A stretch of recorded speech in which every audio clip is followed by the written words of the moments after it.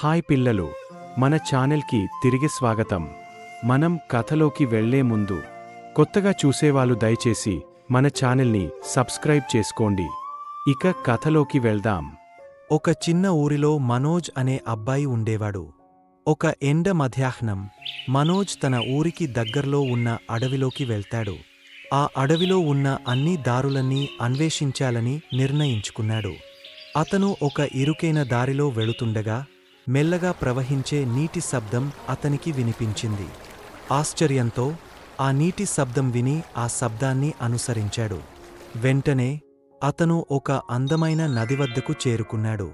మనోజ్ ఎప్పుడూ చూడని విధంగా ఆ నది నీలిరంగు, గులాబీ, బంగారం వంటి రంగుల్లో ఉన్న నీరు మెరుస్తున్న నదిని చూశాడు.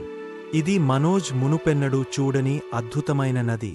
మనోజ్ తన చేతిని రంగురంగుల ఉన్న నీటిలో ముంచాడు. అకస్మాత్తుగా మృదువైన గొంతు, నవ్వు వినిపించింది. ఆశ్చర్యపోయి మనోజ్ చుట్టూ చూశాడు కాని ఎవరూ కనిపించలేదు. అప్పుడే ఉల్లాసమైన స్వరంతో నది మాట్లాడింది. హలో మనోజ్ అని చెప్పింది. మనోజ్ ఆశ్చర్యపోయాడు. ఎవరు మాట్లాడుతున్నారు అని నదివైపు చూస్తూ అడిగాడు. ఇది నేనే, మాయానది. నేను చాలా కాలం నుండి ఇక్కడే ఉన్నాను.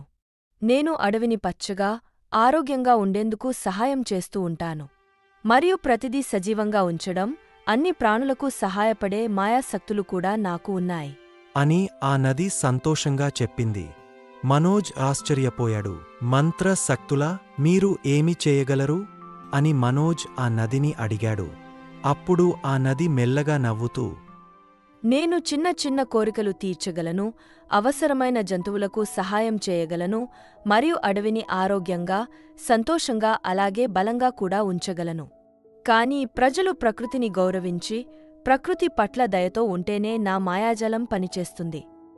మనోజ్ ఒక్క క్షణం ఆలోచించాడు. మీరు నాకు ఏదైనా మ్యాజిక్ చూపగలరా అని ఆ నదిని అడిగాడు. నది ఉత్సాహంతో మెరిసింది. అయితే జాగ్రత్తగా గమనించండి అని అంటూ వెంటనే నీరు సుడులు తిరగడం ప్రారంభించింది. ఒక మెరుస్తున్న చేప బయటకు దూకి ఆకాశంలో ఒక చిన్న ఇంద్రధనస్సును సృష్టించింది. అలానే మెల్లగా గాలి వీచింది. పొదల్లోంచి రంగురంగుల సీతాకోకచిలుకలు ఉద్భవించి మనోజ్ చుట్టూ తిరుగుతున్నాయి. ఆ సీతాకోకచిలుకలు గాలిలో ఎగురుతూ నాట్యం చేస్తూ ఎగిరిపోయాయి. మనోజ్ కళ్ళు ఆశ్చర్యంతో పెద్దవయ్యాయి. వావ్, ఇది అద్భుతం! ఇది చాలా బాగుంది అన్నాడు మనోజ్. అప్పుడు ఆ నది నవ్వుతూ, గుర్తుంచుకో మనోజ్, ప్రకృతిలో అన్ని చోట్లా మాయాజాలంతో నిండి ఉంది. కాని మనం దానిని జాగ్రత్తగా చూసుకోవాలి. ప్రజలు తమ పరిసరాల పట్ల శాంతముగా, దయతో ఉంటేనే మాయాజలం నిలిచి ఉంటుంది. అది అభివృద్ధి చెందుతుంది. అప్పుడు మనోజ్, నాకు అర్థమైంది. మనం ప్రకృతిని రక్షించాలి, తద్వారా అది దాని మాయాజాలాన్ని సజీవంగా ఉంచుతుంది. నేను ప్రకృతి పట్ల దయచూపుతానని మరియు ప్రతి ఒక్కరికీ అదే చేయమని చెబుతానని వాగ్దానం చేస్తాడు. వెంటనే ఆ నది, ధన్యవాదాలు మనోజ్. నీకు మంచి హృదయం ఉంది. మనమందరం అడవిని జాగ్రత్తగా చూసుకుంటే అది ఎప్పటికీ అందంగా మరియు అద్భుతంగా ఉంటుంది. ఈ సందేశాన్ని మీ స్నేహితులు మరియు కుటుంబ సభ్యులకు పంచండి. ప్రతి ఒక్కరూ ప్రకృతిని గౌరవిస్తే ప్రపంచం అందంగా మరియు అద్భుతాలతో నిండి ఉంటుంది.